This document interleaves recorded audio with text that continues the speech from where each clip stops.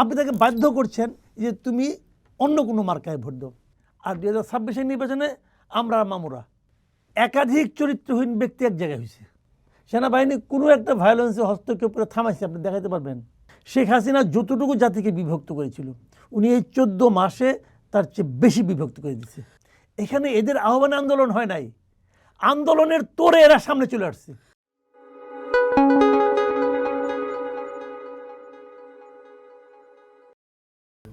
প্রিয় দর্শক শ্রোতা, 12ই ফেব্রুয়ারির নির্বাচন নিয়ে নানা মহলে জল্পনা কল্পনা। নির্বাচনটি কেমন হবে, নির্বাচনে প্রশাসন, সরকার, নির্বাচন কমিশন নিরপেক্ষ ভূমিকা রাখতে পারবে কিনা, নির্বাচনের আগে আইনশৃঙ্খলা পরিস্থিতির উন্নতি হবে কিনা, প্রার্থিতা প্রত্যাহারের সর্বশেষ দিনের মধ্যে জোটের যে ভাঙ্গাগড়ার যে খেলা চলছে সেটি কিভাবে সমাপ্ত হবে, এসব নিয়ে আলোচনা নানা মহলে। এবং আমরা আজকে কথা বলবো সাংবাদিক ও রাজনৈতিক বিশ্লেষক মাসুদ কামালের সঙ্গে। মাসুদ কামাল, চর্চায় আপনাকে স্বাগত। অনেক ধন্যবাদ। আমি প্রথমবারের মতো আপনাদের এই অনুষ্ঠানে আসলাম, আমার খুব ভালো লাগছে। 12ই ফেব্রুয়ারি নির্বাচন নিয়ে আপনার কি মূল্যায়ন? মনে করেন 12ই ফেব্রুয়ারি নির্বাচনটা বেসিক্যালি, আমি যদি খুব সহজ ভাষায় বলি, এটা হচ্ছে একটা বিকলাঙ্গ টাইপের নির্বাচন। বিকলাঙ্গ মানে এই অর্থে, আপনি নির্বাচনটা কি আসলে, মানে আমাদের বাছাই করার উন্মুক্ত সুযোগ। উন্মুক্ত কে বাছাই করবে? প্রার্থীরা বাছাই করবে, কিন্তু ভোটাররা বাছাই করবে। হ্যাঁ, ভোটাররা বাছাই করবে, আমরা যারা ভোট দিব তারা বাছাই করব। তো আমাদের জন্য কি উন্মুক্ত রাখা হয়েছে? আমি যাকে ভোট দিতে চাই, আমি যে দলকে ভোট দিতে চাই, সেরকম সব দলকে আছে এই নির্বাচন? সেই দল নাই। তো আমি তো আপনাকে একটা কথা বলি, দেখেন বাংলাদেশে রাজনীতিতে কে চুরি করছে, কে ডাকাতি করছে, কে অন্যায় করছে, এগুলি সবগুলি ঠিক আছে, এগুলি আপনি ধরেন, বিচার করেন, আমার কোনো আপত্তি নাই। কিন্তু এর বাইরেও এদেশে আমার বিবেচনায় কমপক্ষে 1 থেকে 1.5 কোটি মানুষ আছে যারা জীবনে কোনো দিন নৌকা মার্কা ছাড়া অন্য কোনো মার্কায় ভোট দেয় নাই, জীবনে কোনো দিন দেয় নাই। 1 থেকে 1.5 কোটি মানুষ। আমার প্রশ্ন হলো, সেই ভোটারদের জন্য আপনি এই নির্বাচনে কি রেখেছেন? সেই ভোটাররা যখন ইলেকশনে ভোট দিতে যাবে, সে ব্যালট পেপারে তার জন্য কি পাবে? আপনি তাকে বাধ্য করছেন যে তুমি অন্য কোনো মার্কায় ভোট দাও। এটাকে আপনি করতে পারেন একটা গণতান্ত্রিক রাষ্ট্রে। আপনি আমাকে বলতে পারেন তোমার এর মধ্যেই ভোট দিতে হবে। আওয়ামী লীগের কার্যক্রম নিষিদ্ধ, তারা নির্বাচন করবে, সেটাই তো কথা। কিন্তু আওয়ামী লীগের কার্যক্রম কেন নিষিদ্ধ? নিষিদ্ধ কি আসলে আইনগতভাবে হয়েছে কিনা? এটা তো হয়েছে একটা প্রশাসনিক আদেশে, আইনগতভাবে তো হয় নাই। কেউ তো রিট করেনি। রিট না করা, সে রিট করার সাহস পায় নাই। অনেক লোক আছে রিট করবে, যদি থেকে আপনি মব দ্বারা আক্রান্ত হবে না এই গ্যারান্টি দেন, দিবেন, দিতে পারবেন? তো সরকারের দেওয়ার কথা। তো সরকার দিতে পারবে? আমি তো সরকারের কথাই বলতেছি। তো দায়টা কার উপর উঠবে? এটা একটা ক্রিপেলড ইলেকশন, টোটালি ক্রিপেলড ইলেকশন, এবং এই ইলেকশন নিয়ে একসময় কথা হবে। কিন্তু বিগত 3টি নির্বাচনে জনগণের রায়ের প্রতিফলন ঘটেনি, একতরফা নির্বাচন হয়েছে। এ কারণে 3টি নির্বাচন নিয়েই বিতর্ক এবং মানুষ প্রত্যাখ্যান করেছে বলে সরকারে যারা আছেন তারা দাবি করছেন। আগামী নির্বাচনে আমরা ভিন্ন কোনো ফল দেখব কিনা? বিগত 3টা নির্বাচন আমি নির্বাচনের আগে আমি বলেছি এগুলি আমি নির্বাচনই মনে করি না। আমি স্পষ্ট ভাষায় বলেছি। একসময় ওই মোজাম্মেল বাবুর একটা দোকান খুলে পড়ছিল না, এডিটর্স গিল্ড, ওখানে মাঝে মাঝে আমি যাইতাম আর কি, আমাকে নিয়ে যাইতো। দেখা যেত 8 জন 9 জন লোক বসে আছে, তার মধ্যে আমি একলাই চিল্লাইতেছি। এবং এই 24-এর নির্বাচনের আগে আমাকে বলছিল নির্বাচন, আমি নির্বাচনই মনে করি না, এটাকে আমি নির্বাচনই মনে করি না। যে কারণে আমি বলেছি নির্বাচনই মনে করি না, সেই ধরনের কিছু কারণ কি এইবারে নির্বাচনে উপস্থিত নাই? কিন্তু ওই 3 নির্বাচনের চেয়ে এই নির্বাচন ভাই এক এক রকম। মানুষের মৃত্যু বিভিন্নভাবে হয়, কেউ পানিতে পুড়ে হয়, কেউ আগুনে পুড়ে হয়, কেউ না খেয়া হয়। এখন এই 3টা মৃত্যু কি এক? তিনটা মৃত্যু এক না, কিন্তু কিন্তু তিনটা মৃত্যু বেদনা এক। মরে গেছে। এখন আপনার 2014 যে নির্বাচন, নিশ্চয়ই আমরা কেউ চাই না যে আরেক নির্বাচনের নামে আরেকটা। আমি আপনাকে বলি 2014 নির্বাচনই হয় নাই। অর্ধেক আসনে তো কোনো মানে প্রার্থী ছিল না। মানে 153 আসন হলে ক্ষমতায় যাওয়া যায়, ওনারা ক্ষমতায় গেছে বিনা ভোটে। 153 আসন হতে বিনা ভোট হয়েছে, ক্ষমতায় গেছে বিনা ভোটে। 2018 নির্বাচনে রাতের বেলা ভোট কমপ্লিট। 2024 নির্বাচনে আমি আর ডামি, আর 2026 নির্বাচনে আমরা আর মামুরা। সিম্পল হিসাব, আমরা আর মামুরা। নির্বাচন মনে করেন আজকে থেকে 30 বছর পরে লোক এখন হিসাব করবে 2026 নির্বাচনে কে কি ছিল 30 বছর পরে, কিন্তু তাহলে তখন এই এনভায়রনমেন্ট আপনি বুঝবেন না। আপনি ইতিহাসের পাতা দেখবেন যে 2026 নির্বাচনে কে কি অংশ নিয়েছিল। তখন অংশ নিয়েছিল বিএনপি আর জামাত ইসলাম। তখন চট করে বলবে, আরে বিএনপি আর জামাত ইসলাম না 2001 সালে ক্ষমতায় গেল একসঙ্গে। ওই কি হ্যাঁ। আবার 2008-এ না তারা একসঙ্গে ইলেকশন করলো, করে হারলো। ওই কি হ্যাঁ, ওটাও হ্যাঁ। তাহলে ওনারাই আবার এখানে দুইজন, একজন প্রধান দল একজন বিরোধী দল। তার মানে এটা হলো আমরা আর মামুরা। হিসাব ক্লিয়ার ভাই।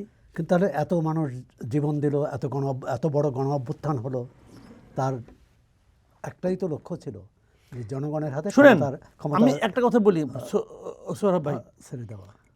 আমি সব সময় যে কথাটা বলি সেটা হলো এই জাতির উন্নয়ন বলেন, অগ্রসর বলেন, সামনে এগিয়ে যাওয়া বলেন, সমস্ত কিছুর মূল ভিত্তি হলো এই জাতিটা ঐক্যবদ্ধ থাকতে হবে।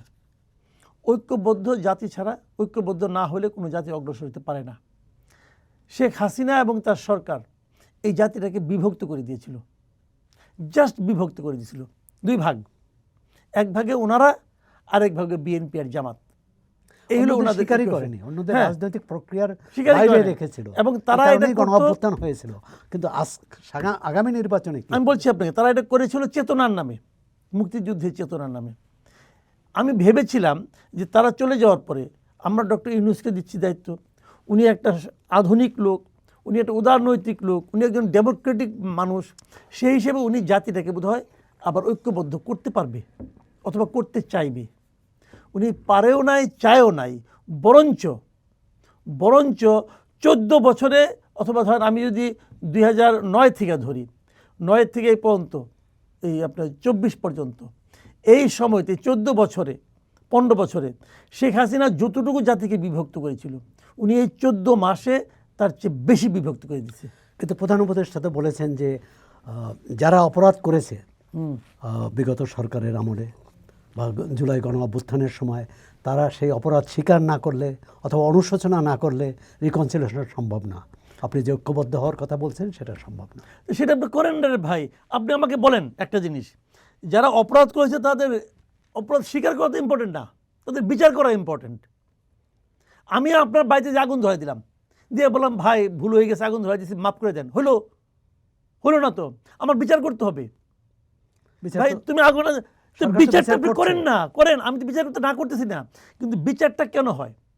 বিচারটা হয় হলো গিয়ে এই কাজটা যে যে করেছে তার শাস্তি হবে। যে করেছে বলে আপনি মনে করেন তাদের শাস্তি হবে না, কিন্তু আপনার মন অনেক কিছু হইতে পারে। ধরেন আমার সঙ্গে একজন লোকের খুব ঝগড়াঝাটি, তা আমার বাড়ি গরুটা মরে গেছে, আমি তো মনে করি ওর সঙ্গে আমার অনেক ঝগড়া, অতএব ওই গরুটাকে মারতে পারে, এটা আমি মনে করি। কিন্তু পরে দেখা গেল না, ও মারে নাই, আরেকজন লোক মারছে। এই জন্যই তো বিচার। আমি কি মনে করি যে তার উপরে আপনি সিদ্ধান্ত দেন, তাহলে অবিচার হওয়ার আশঙ্কা আছে। কিন্তু কাজেই আপনি বিচারটা করেন না কেন? বিচার করতে না করছে কেন? আমি তো বিচার করতে না করি না। বিচার তো চলমান আছে এবং থাকুক চলমান। বিচার চলমান থাকা এক জিনিস, আর বিচার হয়ে যাওয়া এক জিনিস। যদি বিচার শেষ না হয় তাহলে কাউকে আপনি অপরাধী বলতে পারেন? কিন্তু অভ্যুত্থানে যারা নেতৃত্ব দিয়েছেন তাদের দাবি হচ্ছে যে আওয়ামী লীগের rank and file, Awami League এবং তার সহযোগী সংগঠন এবং 14 দল সহ তার উপর থেকে নিচ পর্যন্ত সবাই গণবিরোধী ভূমিকা নিয়েছে, গণহত্যায় অংশ। আমি আপনাকে একটা কথা বলি, আওয়ামী লীগ এই আন্দোলনে যারা নেতৃত্ব দিয়েছে, আমি বলি আপনাকে, এই আন্দোলনে কেউ নেতৃত্ব দেয়নি।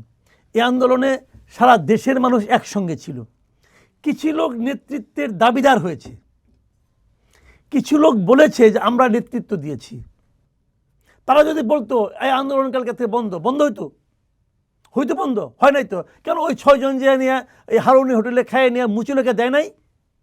আন্দোলন শেষ, সে তো বাধ্য করেছে। আর বাধ্য করছেন না, দিছে কিনা সেটা বলেন আপনি আমাকে। লেখছে, দিয়েছে। তারপর আন্দোলন বন্ধ হয়েছে? বন্ধ হয়েছে না, বন্ধ হয়নি। তাহলে ওদের কথাই বন্ধ হয় নাই? আন্দোলনের মতো চলছে, ওরা থামাইতে পারে নাই, ওরা থামাইতে পারে নাই। আপনি বলবেন যে ওখানে বাধ্য হয়ে দিয়েছে, ওখানে এই হারুনি হোটেলে গিয়ে আগে বিএনপির কাউকে অ্যারেস্ট করে নিয়ে যায় নাই? নিয়ে গেছে। আরও অন্যান্য দলের নেয় নাই? আর কেউ মুচুলেকে দিছে? এই 6 জন দিছে। কী করে দিছে? তারা আন্দোলনকে বন্ধ করতে চেয়েছিল। আমি তো বলি তারা আন্দোলনের পিঠে ছুরিকাঘাত করেছিল, যদি আমি বলি হাইপোথেটিক্যালি। আপনি খণ্ডন করেন না, কেরম পারেন? পারবেন না তো। তাদের যারা সহযোদ্ধা তারা তো আন্দোলন জাগরণ, সেটাই তো বলছি রে ভাই। এবং তারা যখন দেখেছে যে তার দেওয়া মুচুলেকে আন্দোলন থামছে না, ওই আন্দোলন তো থামানো যায় না। আন্দোলন তো সফল হয়েছে, স্বৈরাচারের পতন ঘটেছে, Good. এখন গণতন্ত্র প্রতিষ্ঠার কাজে এখানে কোনো নেতা খুঁজেন না, হচ্ছে। এখানে কোনো নেতা ছিল না। পুরা দেশের মানুষ একবারে মাঠে নামছে, কারো কথায় নামে নাই। বঙ্গবন্ধুর আহ্বানে ৭১ যুদ্ধ হয়েছে, বঙ্গবন্ধু না থাকলে যুদ্ধ হইতো না, আর এই 6 জন না থাকলেও এই আন্দোলন থামতো না। পার্থক্যটা এখানেই। বিচারটা ওইভাবে করেন।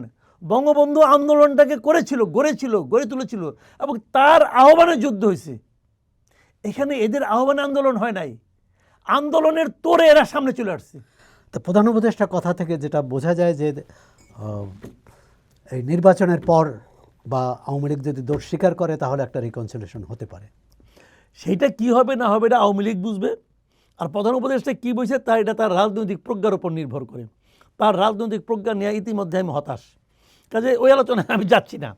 কারণ আওয়ামী লীগকে ফিরে আনা আমার কাজ না। আওয়ামী লীগ ফিরে আসলে আমি খুব খুশি, এটাও না। আমি আওয়ামী লীগের উপর একটা আনহ্যাপি পারসন। আমি শেখ হাসিনাকে খুবই অপছন্দ করি, খুবই। আমি এটা দায়িত্ব নিয়ে বলতেছি, আমি তাকে পছন্দ করি না। সে কেবল দেশটাকে ক্ষতি করে নাই, সে একটা দেশের সবচেয়ে বড় পলিটিক্যাল পার্টির ক্ষতি করে গেছে। আওয়ামী লীগের আজকের যে দুরবস্থা, এর জন্য শেখ হাসিনা একা দায়ী। 80% একা, উনি একা 80% দায়ী। কাজেই উনার কথা বলে লাভ নাই। কিন্তু আপনার যে উপলব্ধির সঙ্গে তো আওয়ামী লীগের সাধারণ নেতাকর্মীদের কিন্তু আমার কাছে যায় আসে না, কেন? আমি তো আওয়ামী লীগ করি না, আমার সঙ্গে ওদের উপলব্ধি মিলতে হবে কেন? আমি তো বাইরের থেকে দেখতেছি। আমি আমার বুদ্ধি দিয়ে জাতীয় ঐক্যবদ্ধ হবে কি করে? জাতীয় ঐক্যমত্য হবে। ঐক্যমত্য যেটা আকাঙ্ক্ষা, আমার আকাঙ্ক্ষা হলো যে ভাই আওয়ামী লীগ আলাদা একটা রাজনীতি করবে, বিএনপি একটা রাজনীতি করবে, জামাত একটা রাজনীতি করবে, সব ঠিক, কিন্তু বাংলাদেশটা এক। এই বাংলাদেশের আমরা সবাই নাগরিক, আমরা দেশটাকে অগ্রসর করব, দেশটার সামনের দিকে অগ্রসর হবে। এটা হলো ওই আপনার ইয়ের মতো, ওই একটা গাড়ি যখন থেমে যায়, ওই গাড়িটাকে ঠেলে না, ঠেলে তো একজন ঠেলে সাইড দিয়ে, একজন ঠেলে ওই সাইড দিয়ে, যে বাম দিক দিয়ে ঠেলে সে কিন্তু ডান দিকে ঠেলতেছে, আবার বাম দিকে যখন ডান দিকে ঠেলতেছে, আবার পেছনের লোক সামনের দিকে ঠেলতেছে। ঠেলা কিন্তু 3 জনের 3 দিকে, কিন্তু গাড়ির সামনের দিকে অগ্রসর হচ্ছে।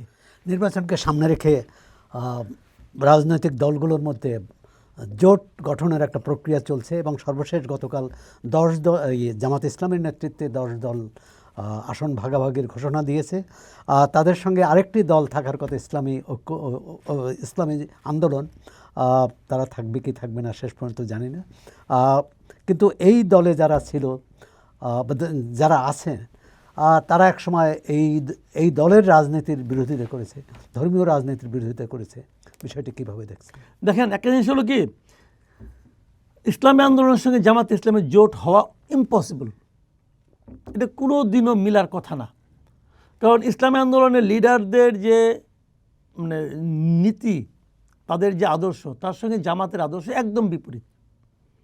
ইসলামী আন্দোলনের লিডারদের আমি কথা নিজে মুখে শুনতে তারা বলছে, আমি ভিডিওতে দেখেছি, যে জামাত করলে পরে তার ইমান থাকবে না, জামাত ইসলাম করলে তার ইমান থাকবে না, নষ্ট হয়ে যায়। কথা ইসলামী আন্দোলন অনেক বলছে। এই আন্দোলনটা বেসিক্যালি ছিল হলো কি নির্বাচনী জোট, তাদের জোটটা ছিল নির্বাচনী জোট। নির্বাচনকে কেন্দ্র করে এই জোটটা হতো। উভয় পক্ষের অপরিসীম লোভের কাছে তাদের আদর্শ পরাভূত হবে, এটাই স্বাভাবিক।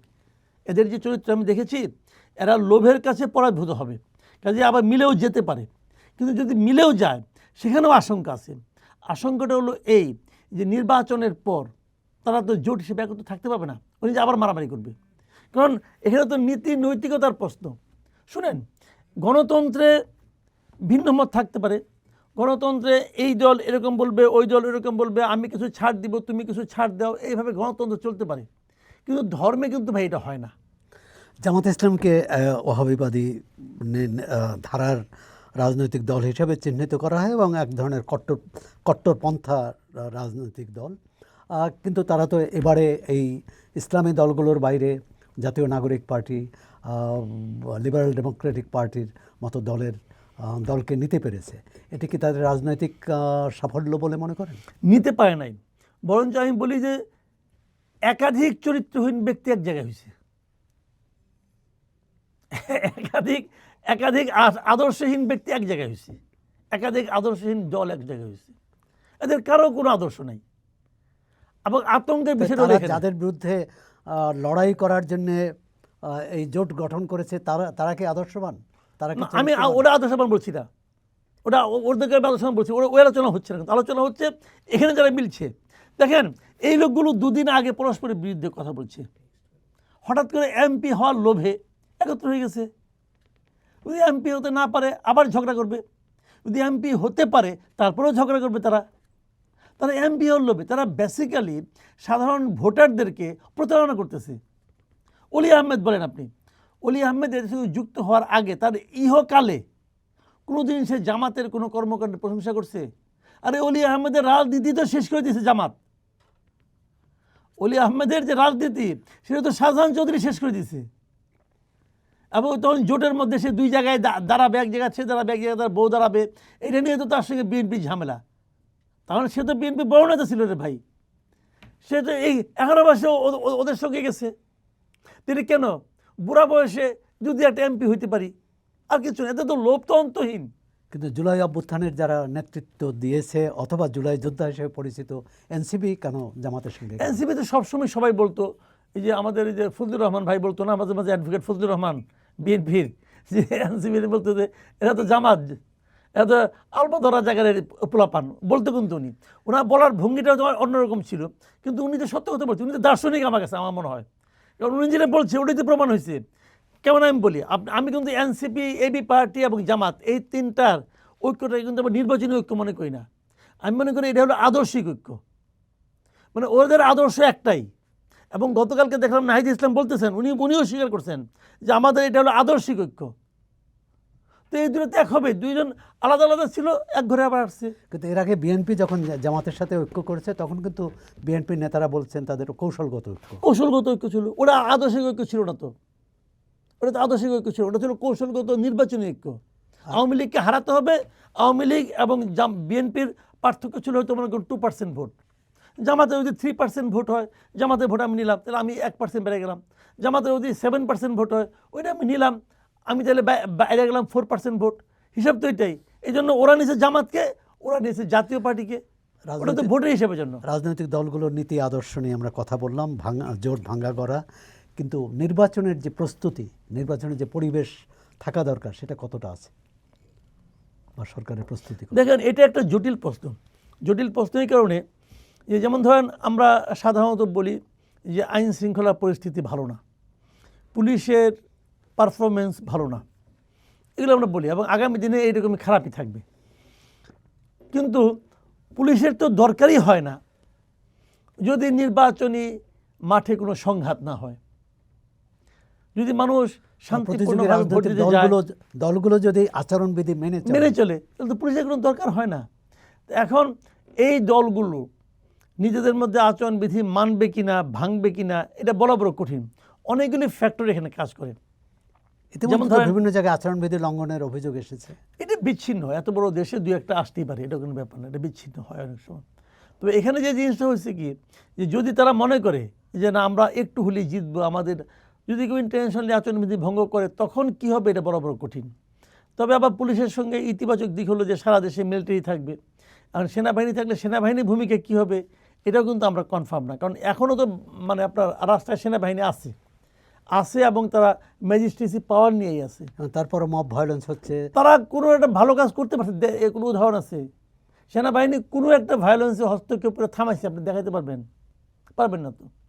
এই যে প্রথম আলোর পেছনে আগুন দিল, সেনাবাহিনী ছিল না? থামানোর চেষ্টা করছে। ডেইলি স্টারে সেনাবাহিনী থামানোর চেষ্টা করছে। 32 নম্বর ভাঙলো, থানা ভাই থামানোর চেষ্টা করছে। তো এই ক্ষেত্রে আপনি কাকে বেশি দায়ী করবেন, যারা সেখানে দায়িত্বপ্রাপ্ত ছিল না যারা তাদেরকে দায়িত্ব সেনাবাহিনী দিয়েছিল? বলেন, পুলিশ বলেন, এই সমস্ত সশস্ত্র বাহিনী যারা আছে এরা তো অর্ডারে চলে, এরা তো অর্ডারে চলে ভাই। এইটাই তো আইরনি যে অর্ডার যে দেয় তার কিছু হয় না, অর্ডার যে ক্যারি করে তার ঝামেলা হয়। এদেশে গুলির জন্য পুলিশের যাবজ্জীবন হবে, মৃত্যুদণ্ড হবে, কিন্তু অর্ডার যে দিছে, কে দিছে অর্ডার? পুলিশকে দিছে ওসি, ওসিকে এসপি, এসপিকে ডিআইজি, ডিআইজিকে শেষ পর্যন্ত গেছে কোথায়? আইজি। অর্ডার তো আইজি ঠিক আছে, আইজির হবো 5 বছর আর পুলিশের হবো যাবজ্জীবন অথবা মৃত্যুদণ্ড। এটাই যে আইরনি। এখন যদি শেখ হাসিনা বলে আমি রাজসাক্ষী হতে চাই, দিবে? মানে কোন বিবেচনায় আইজিপিকে রাজসাক্ষী বানানো হলো? আমি ভাই এটা আমার হিসাবে মিলি না। কোন বিবেচনায় ভাই? সেই তো মেইন ক্রিমিনাল। সে আপনার মনে আছে নিশ্চয়ই, এই যে ইয়ের সময় যখন বঙ্গবন্ধু হত্যার বিচার হয়, তখন সাক্ষী দিতে আসছিল শফিউল্লাহ সাহেব, ওই যে আর্মি চিফ। তখন তাকে বিচারক জিজ্ঞাসা করছিল, আপনি সাক্ষীর কাঠ করায় কেন? আপনার তো থাকার কথা আসামির কাঠ করায়, ঠিক না? তো আব্দুল্লাহ মামুনের তো থাকার কথা আসামির কাঠ করায়, সে তো মেইন আসামি রে ভাই।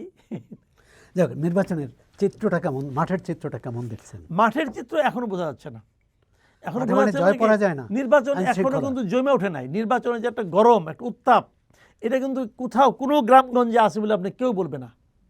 নির্বাচন উত্তাপটা এখন শুরু হয় নাই। কারণটা কি? কারণটা হলো কেউ ভাবছে আমি নিশ্চিত জিতবো, আমার তো মাঠে নামার দরকার কি, ভোটারের কাছে যাওয়ার দরকার কি। কেউ ভাবছে ভোটার আর ভোট দিব কই, ভোটার হাতে তো অপশন নাই, আমি ছাড়া যাওয়ার জায়গা নাই, এরকম আত্মবিশ্বাস। এই আত্মবিশ্বাস বুমেরাংও হইতে পারে, কিন্তু বুমেরাং হওয়ার ইতিহাস এই দেশেও আছে। কাজে কী হবে না হবে বলা বড় কঠিন, কিন্তু উত্তাপটা আমি এখনও দেখছি না। আর জামাতের মানে স্টাইলটা এইরকম, জামাত গোপনে গোপনে করে, গোপনে গোপনে এখানে যাচ্ছে ওখানে যাচ্ছে, মানুষের মধ্যে যাচ্ছে, মেয়েদের মধ্যে যাচ্ছে, মহিলাদের মধ্যে তারা অনুষ্ঠান করতেছে, আয়োজন করতে, আলাপ আলোচনা করতেছে। আর তাছাড়া জামাত তো ইদানিং একটা নতুন রাজনৈতিক ধারার প্রবর্তক হয়েছে, সে হলো গুপ্ত রাজনীতি। ওরা গুপ্তভাবে অনেক কিছু করে, তাদের গুপ্তভাবে আওয়ামী লীগের মধ্যে ছিল। আমার তো ধারণা জামাতের প্রচুর লোক গুপ্তভাবে বিএনপিতেও আছে, আমি একেবারে শিওর।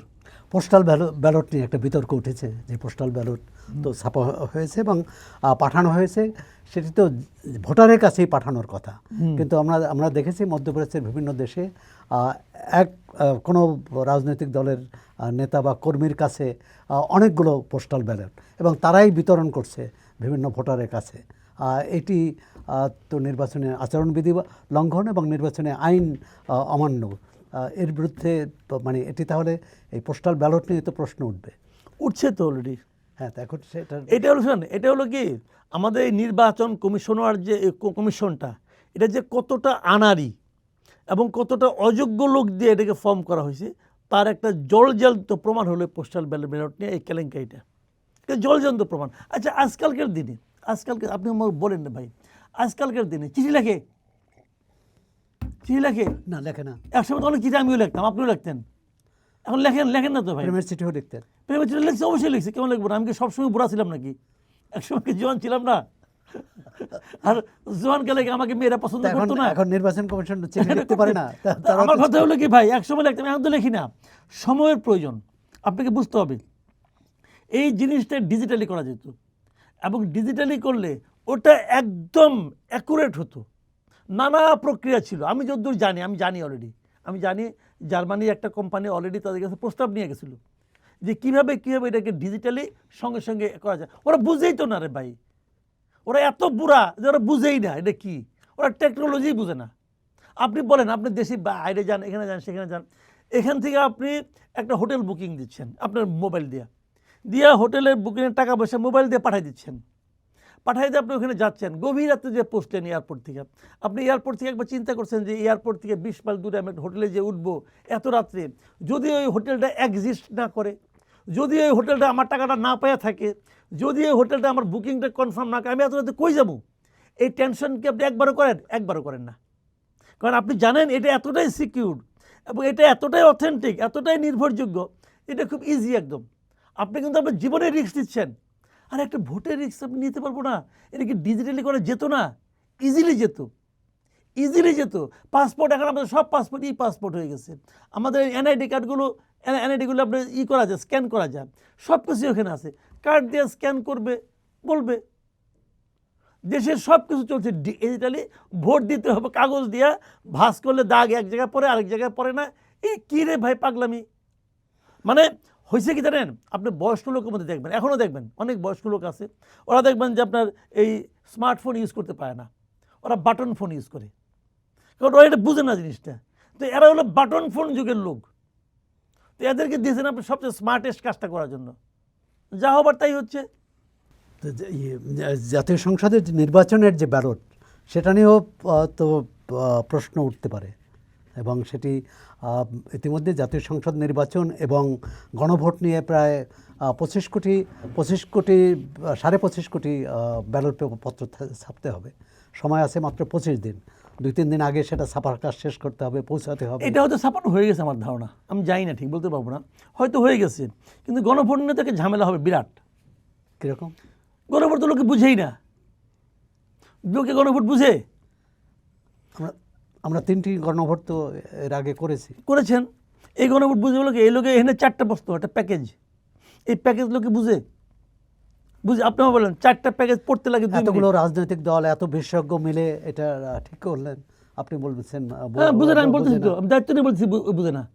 এত তো পলিটিক্যাল পার্টিগুলো কী করছে আমি চাই না। তো পলিটিক্যাল পার্টি করুক আর ডক্টর ইউনূস করুক, অথবা ওনার আলী রিয়াজ সাহেব করুক, মহাজ্ঞানী, এরা যেই করুক, এটা একটা মূর্খতার ফসল, এটা বলবো আমি আপনাকে কারণটা বলি। এখানে যে জিনিসটা আছে, লেখাটা পড়তেও আপনার 1 মিনিট সময় লাগবে, মিনিমাম 1-1.5 মিনিট সময় লাগবে যদি আপনি খুব মানে দ্রুত পড়েন। তারপরে কথা হলো, আমাদের দেশে সরকারি হিসাবে, পরিসংখ্যান ব্যুরোর হিসাবে সাক্ষরতার হার হলো এই মুহূর্তে 72%। 72। তার মানে 28% লোক লিখতে এবং পড়তে জানে না। তাহলে আমার ভোটারে ওই একই আনুপাতিক ভোটার আছে, তো আমার 28% ভোটার লিখতে এবং পড়তে জানে না। তাদের কাছে এটা কি? এটা হিজিবিজি আর তো কিছু না, হিজিবিজি। না, তাদেরকে বলা হবে জুলাই অভ্যুত্থানের পক্ষে আপনারা না। কে বলবে? এই যে সরকার প্রচারণা চালাচ্ছে, তো সরকার তো বলতেছে হা ভোট দাও। হা ভোটের জন্যই তো এটা। তো সরকার তাহলে হা ভোট, তুমি হা ভোট দাও, তাহলে আপনার ভোটে দাও করে কি ছিল? সরকার যদি বলে দেয় কি করতে হবে, একটা ন্যায্যতার পক্ষে প্রচার চালাবে, তাহলে ন্যায্যতার পক্ষে তো হয়ে গেল, তাহলে আপনি ভোট দিচ্ছেন কেন? ভোট ভোট দেওয়ার অর্থটাই হলো যে ন্যায্য কি অন্যায্য আপনি ঠিক করেন। ভোটের অর্থটা কি? এটা ন্যায্য কি অন্যায্য আপনি পাবলিককে বলতেছেন, জনগণকে বলতেছেন যে এটা কি ন্যায্য না অন্যায্য, এটা আপনি ঠিক করেন, এই যে বলতেছেন। তো আমি এটা ন্যায্য অন্যায্য বুঝবো কীভাবে? হয় আমি পইরা বুঝবো, অথবা আমাকে কেউ একজন বোঝাবে। আমাকে কে বোঝাতে পারে? আমাকে বোঝাতে পারে যারা যারা নাকি সরকারে যেতে চায়, মানে যে পলিটিক্যাল পার্টিগুলো নির্বাচনে অংশ নিচ্ছে, রাজনৈতিক দলগুলো, তারা বুঝাবে, কোনো অসুবিধা নাই, যার যার মতো করে বুঝাবে। তাহলে সেখানে সবাই তো বলতেছে আমরা হা ভোট চাই, সবাই বুঝাবে। এর মধ্যে সরকারের কোনো মাথা খারাপ হয়ে গেছে। সরকারকে সরকার বুঝলে আমার আপত্তির কথা, সেটা আমি বলি। সরকার এটা বুঝাতে পারে না এই কারণে যে ভাই সরকারকে তো আমি বেতন দেই, আমি তোকে বেতন দেই, রেফারির ভূমিকা থাকার কথা। হ্যাঁ, যে তার তো এটা কাজ না, পক্ষেও যেতে পারে, নায়ের পক্ষেও যেতে পারে। হ্যাঁ, এটা তো আপনার কাজ। আপনি একটা উদাহরণ দিয়ে বলি আপনাকে। আপনি বাসায় একটা কাজের লোক আছে, তাকে আপনি বলছেন যে বাজারে যাও, যাইয়া আমার জন্য মুরগির মাংস নিয়ে আসো, মুরগি নিয়ে আসো, আজকে মুরগি আমি খাবো। সে বাজার করে যাইতে বলছে না আপনি মুরগি খাওয়া ঠিক না, আপনি সবজি আর ডাল খান। আপনি কী করবেন? আপনি বলবেন তুই আয়, তোর চাকরি কালকে থেকে নাই, আমি আরেক লোককে নিয়োগ দেবো। আমি কি খাবো না খাবো, টাকা দিব আমি, যে যাকে পাঠাবো তার বেতন দিব আমি, সে আমাকে বলে দেবে আমি কী খাবো? তুই কে রে বেটা? আমি যদি আপনাকে বলি যে ভাই আপনি আমার বাসায় দাওয়াত খান, না, এই সরকার তো দাবি যে জুলাই অভ্যুত্থানের ভাই এটা তো তাদের দাবি করতে এই সরকার এসেছে, এটা তো দাবি। আমার ওই কাজের লোকে বলতে পারে যে আপনার মা আমারে বলে গেছিল আপনি দেখাশোনা করার জন্য, এই জন্য আমি করতেছি। বিশ্বাস না আপনি মরামারে জিজ্ঞাসা করেন, মা তো মরে গেছে, আমি কারে জিজ্ঞাসা করবো? না, এই সরকার তো কোনো মানে জনগণের বিরুদ্ধে যায়, দেশের বিরুদ্ধে যায় এমন কাজ তো করতে পারে না, কারণ এটা গণ অভ্যুত্থানের সরকার। রাইট, করতে পারে না, এই জন্য বলতেছি করতে পারে না। আপনি করতেছেন, এই জন্য বলতেছি, এই জন্যই তো হায়ের পক্ষে তারা প্রচার চালাচ্ছেন। হ্যাঁ, আপনি বলতেছেন তারা করতে না করাটাই স্বাভাবিক, এটা বলতে চাচ্ছেন। তাও তো স্বাভাবিক কাজটা করতেছে না। একের পর এক আপনাদের বলতেছি, একটার পরে একটা ঘটনা দিয়ে বলতেছি তারা পারতেছে না। অযোগ্য লোক নিয়োগ হয় না হয়তো, তারপরে তাকে বের করে দিতে হয়। তো আমাদের এখানে সবগুলো পলিটিক্যাল পার্টি কী কারণে বের করে না, কী কারণে সরকারকে তোষণ করে, এটা তাদের দুর্বলতার ব্যাপার। তারা হয়তো অন্যরকম আশায় আছে, অন্যরকম লোভে আছে। না, আমার তো ভাই লোভ নাই, আমি পাবলিক মানুষ। সরকার এই মুহূর্তে পদত্যাগ করলে বা সরকার না আমি থাকলে তাকে তো পদত্যাগ করতে দেশে বলছি না। নৈরাজ্য তৈরি আমি হবে। তাকে পদত্যাগ করতে বলছি, কি হলে কি হবে আগে বলতে পারেন না আপনি, না নৈরাজ্যের ব্যাপার না। আমার কথা হলো কাউকে তাদের বাদ আমি- দিতে বলতেছেন, কাউকে রাখতে না, আমি বলতেছেন। বাদ দিতে বলছি না, আমি বলছি ভাই তুমি এই কাজগুলো করো না, এগুলো তোমার কাজ না, আমি এটা বলতেছি। আমি বলতেছি যে হা ভোট না ভোটের পক্ষে বিপক্ষে প্রচারণা চালানোটা তার কাজ না। এখন কেউ যদি নায়ের পক্ষে প্রচার চালায়, সরকার যেমন হায়ের পক্ষে চালাচ্ছে, নায়ের পক্ষে প্রচার চালায়, সেটি তো অন্যায় হবে।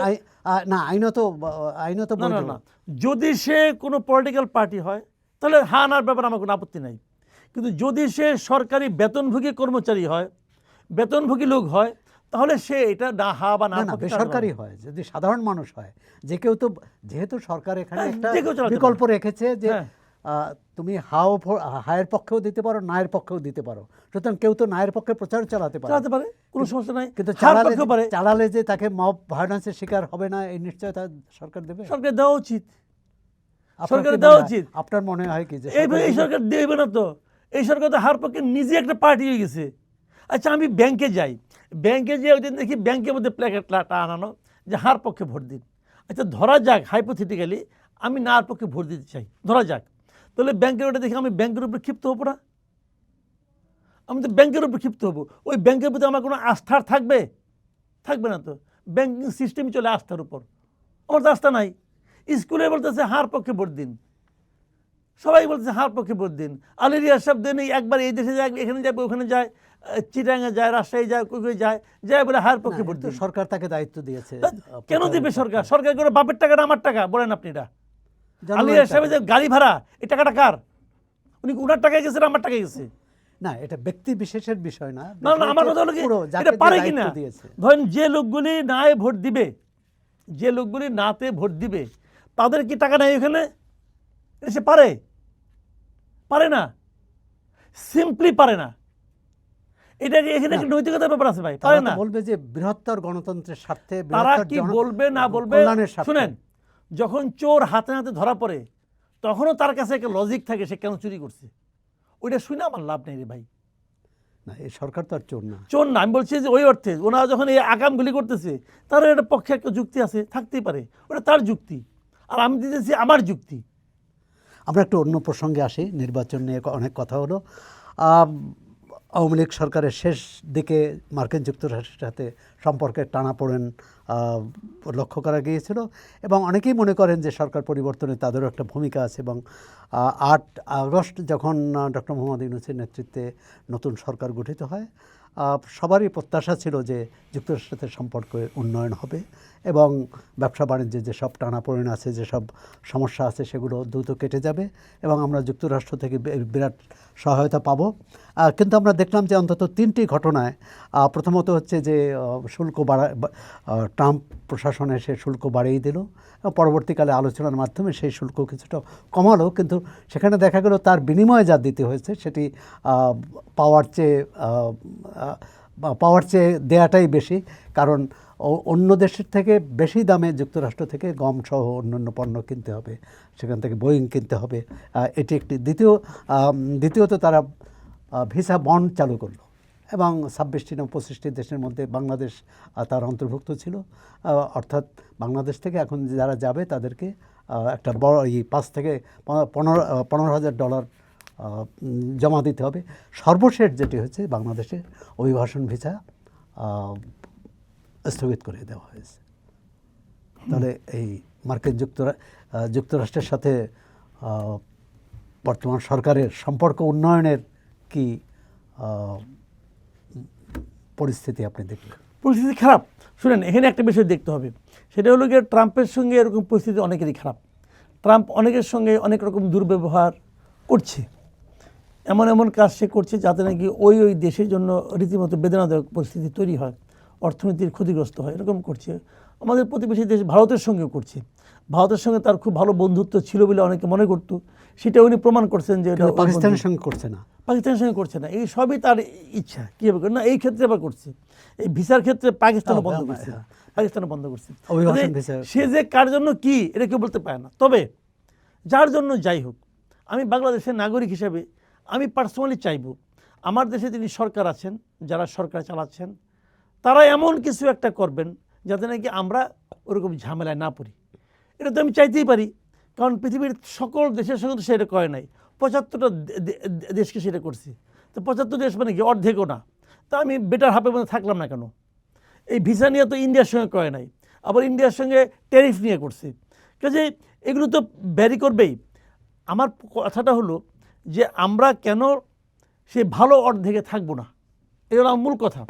এখন আমাদের কিন্তু একটা প্রত্যাশা ছিল, যেমন হাসিনা সরকার যখন ছিল, হাসিনা সরকার তো আমেরিকার সঙ্গে ঝগড়াঝাটির মতোই করতো, সংসদেও করতো, হ্যাঁ অনেক সময় করতো। তো সেটা নিয়ে আমরা আনহ্যাপি ছিলাম, এবং উনি বলতেন আমেরিকা না গেলে কী হয়, বলতেন তো। আচ্ছা, এই সরকার এসে কী বলছে ইউনূস সাহেব, উনি তো আন্তর্জাতিক ব্যক্তিত্ব, উনি বললেন আমরা বিদেশ যাবো কেন, বিদেশ আমাদের কাছে আসবে বলছে। তার মানে বিদেশ ওনার এত বাম হাতের মানে আয়ত্তের মধ্যে আছে, উনি চাইলে বিদেশি ওনার কাছে চলে আসবে। পরে দেখা গেল কি গত 18 মাসে এটা বাকওয়াজ, একদম বাকওয়াজ। মানে উনি বিদেশকেও আনতে পারেন নাই, বিদেশের দরজাও বন্ধ করে দিয়েছেন। এখন উনি আসার পরে বাংলাদেশের পাসপোর্ট ইন্টারন্যাশনালি যেরকমভাবে অবমূল্যায়িত হচ্ছে, এখন খালি আপনি আমেরিকারা বাদ দেন, আমেরিকা তো অনেক মানে অন্য দেশ, নর্মাল অনেক দেশে বাংলাদেশে ভিসা দিলে পায় না, ভিসা পায় না। 101টি দেশের মধ্যে 94তম স্থানে হচ্ছে বাংলাদেশ, অর্থাৎ নিচের দিক থেকে 7ম স্থানে বাংলাদেশ পাসপোর্ট। এটা ওনার আমলে হয়েছে, যিনি নাকি বিশ্ব নাগরিকের মতো আচরণ করতেন এক সময়। তাহলে আমরা ওনার কাছ থেকে কী পেলাম রে ভাই? না, উনি তো বাংলাদেশের গর্ব। আপনি বিশ্ব নাগরিক হিসেবে আচরণ কেন? তিনি শান্তিতে নোবেল পুরস্কার নিয়ে এসেছেন বাংলাদেশের, এটা তো গর্বের এবং আনন্দের। আনন্দ, ওই আনন্দের ঠেলায় এখন আমার কোথাও ভিসা পাই না। বরং আপনি একটা কাজ করেন, আপনি একটা প্রস্তাব দেন যে প্রত্যেকের পাসপোর্টে ডক্টর ইউনূসের একটা ছবি যেন টাঙায় দেয়, পাসপোর্টের মধ্যে ইউনূসের একটা ছবি লাগাই দেয়, তাহলে গর্ব দেখে আমাদের গর্ব হয়ে যাবে।